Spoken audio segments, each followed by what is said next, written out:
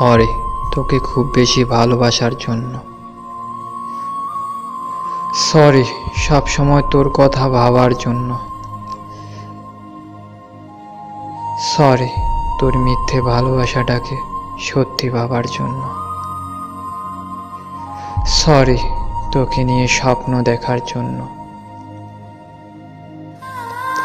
Sorry তোর care করার জন্য।